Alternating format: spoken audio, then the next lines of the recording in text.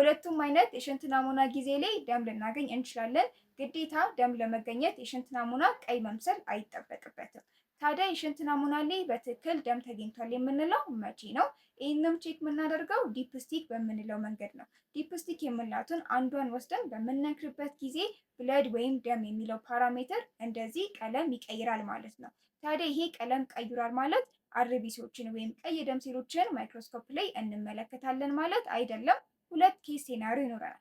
የመጀመሪያው እንግዲህ በምንነክርበት ጊዜ ደም ወይም ብለድ የሚለው ፓራሜትር እንደዚህ ቀለም ይቀይራል። በምናሽከረክርበትም ጊዜ ዝቃጩ ላይ ቀይ ነገር ይይዛል። ማይክሮስኮፕ ላይም ስንመለከት ቀይ ደም ሴሎችን እንመለከታለን። በዚህ ጊዜ ትክክለኛ የሆነ መድማት አለ ወይም ሄማቹሪያ የምንለው ተከስቷል ማለት ነው።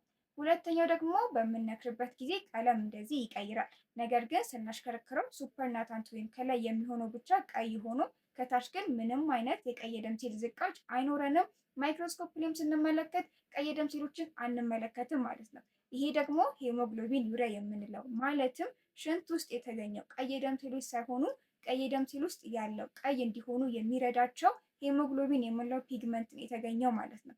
ታዲያ ትክክለኛ መድማትን የሚያሳየን ሄማቹሪያ እና ሄሞግሎቢን ዩሪያ የምንለው በምን አይነት ሁኔታ ወይም ህመም ጊዜ ነው የሚከሰቱት? ኮሜንት ላይ አሳውቁኝ።